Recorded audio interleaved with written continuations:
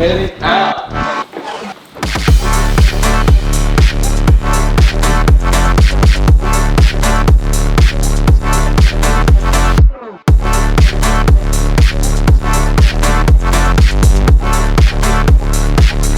Finished having lunch with our good friends at Whole Cat, Nick and Harry. Treated us out to El Catrin here on 281. Good food, good time. I like Topo Chicos and they had Topo Chicos. That's a plus. Here we are gonna go right over to our job site. They're gonna check us out, how our day looks like. Looking to get another machine in the near future, one for our home base, kind of help us facilitate moving materials, faster loading. We have one at the job site already, boost productivity. We're looking to add one to our home base, speed that up, get the guys in and out. And not only that, but you guys already know what it is. Time is hole in one.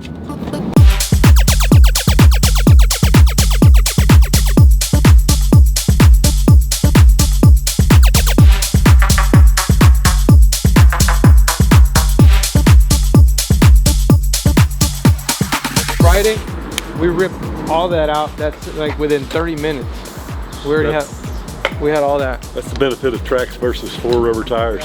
Yeah, but this is our beast right here, man. It is beautiful. When we show up, we got the porta potty, our trailers. I had to load these by hand. Yeah, we customize this so we no longer run all our outlets. So we run this into. Oh, nice.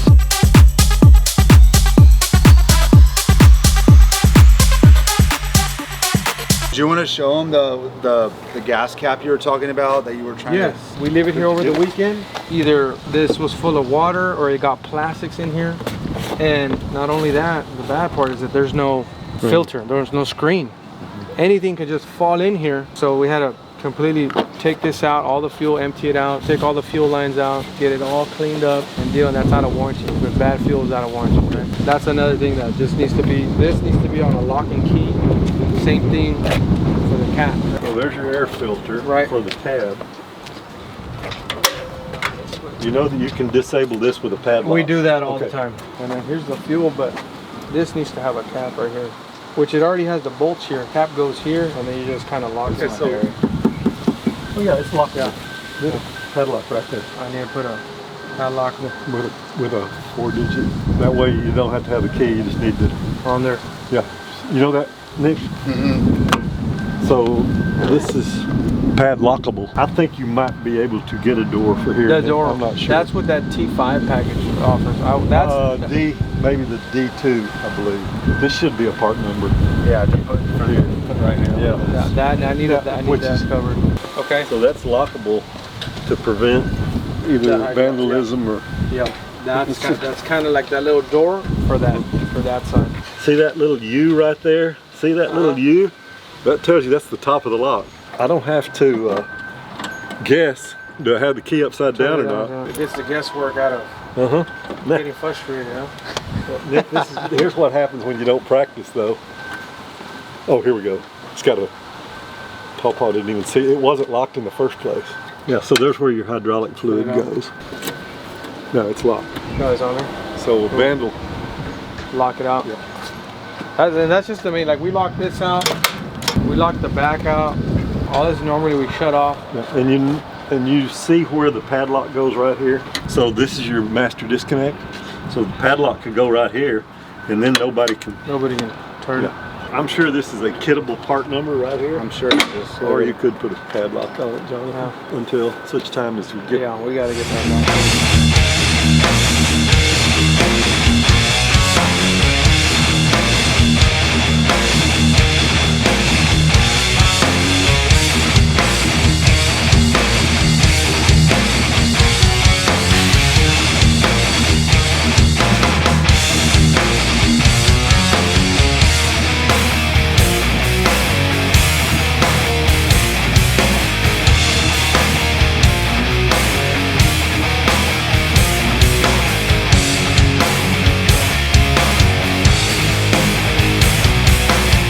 Concrete day, we're coming in, we got the concrete truck, we just finished pouring all the way through the back. It's a total of 40 steps, 40 steps on the left for the neighbor, and then about 21 steps to the right for the other neighbor. Coming in with the finishers. We just vibrated the concrete from the back to the front. We have to be taking off hoses as we're going, so we're not having trouble or tripping over the hoses. The importance of vibrating concrete here on the side of the forms is get all the air bubbles out of the concrete, bring the cream to the surface, and make sure we cover the entire form around the concrete. You know, you get a lot of air pockets on the side. You see a lot of broom finishes on the side of the concrete. Well, this is where it's going to be to fill up those gaps. Another plus of using a vibrator is you use less concrete, because instead of filling up these squares or filling them up more than you have to, while you're vibrating, it's already spreading it, so you get the best bang for your buck. Also, you get a better job out of it. All right, we're gonna finish this concrete, guys. Finish up the 2 walkways. Stay tuned so we can show you how it looks afterwards for the finish.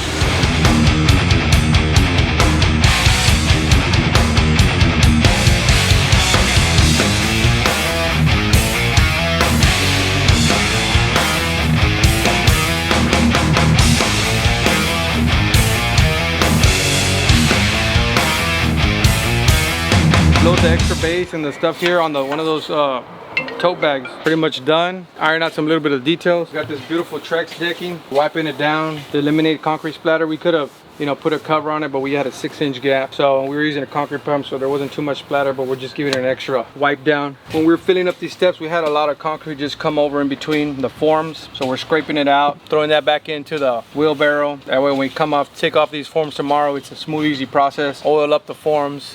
We can reuse them. That's one way, instead of always buying forms every job. Adds up. So what's next with this project? We got the 3x3 concrete steps all the way up to the driveway. Has an extension rather than having a smooth straight.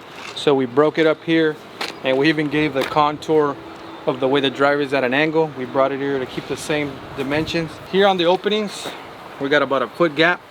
So we'll be installing some chop block, 4-inch border to keep that straight line all the way up, and we'll be doing some nice real rock in between. So this real rock is going to go in between all the way out the 6-inch gaps once we take out the forms, and we'll match both sides of the driveway, the left and the right, so we keep everything symmetrical. We'll be doing our chop block border all the way up. We'll do our real rock in between, and then that'll fall all the way through the back, and that's the wrap for here. Stay tuned. And just like that, we're done, guys. Here we are with our driveway extensions. We got our 3x3 pavers. We set the border for our chop block border all the way along to the sidewalk. This is set on concrete footings. We have our beautiful Laredo rock that's gonna do good and contrast right against this shadow rock. This shadow rock highlights the darks and the grays that ties into the house, and with our 3x3 pavers. Broom finish, 4-inch thick. We got matching pavers on both sides of the driveway to keep everything consistent. As you come in through the driveway, you walk down this way. We set this path L shape, and then we have this step to match the L shape. This, we have our expansion joints every 3 feet.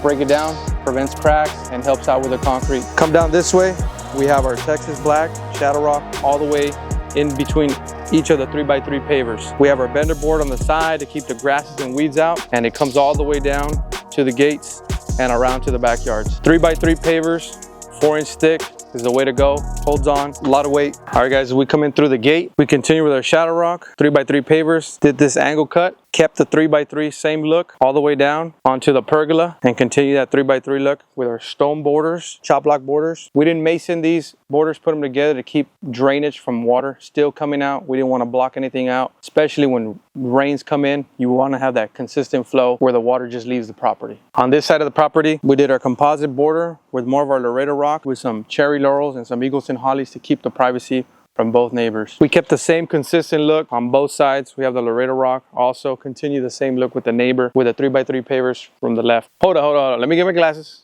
Too bright out here, man. Too bright. 3 reasons why you want to have something like this installed. Number 1 reason why, less maintenance, guys. Cut the water bill. This was originally a down slope that head down to the bottom. Sprinklers would turn on, water would run off. Complete wastewater. Cut the water bill, install a walkway, cut the maintenance. Reason number 2, guys, easy access for guests. Pool parties, gatherings, barbecue. Nobody has to run through the house. They come down through the sidewalk, come down through the pathway, skip the walking inside the house, dirtying the floors. Easy access for guests, straight to the party. Reason number 3, guys, not only does this look beautiful and a gorgeous walkway, adds tons of value to your property and easy access for everyone to come have fun. All right, guys, that's a wrap for this project in San Antonio, Texas, in the Royal Oak community. Stay tuned for the next one. Hey. all work, no pleasure. I ain't here to make friends, big stepper. Ayy, bad guy, Heath Ledger. Ready for whatever, I'll be frontin'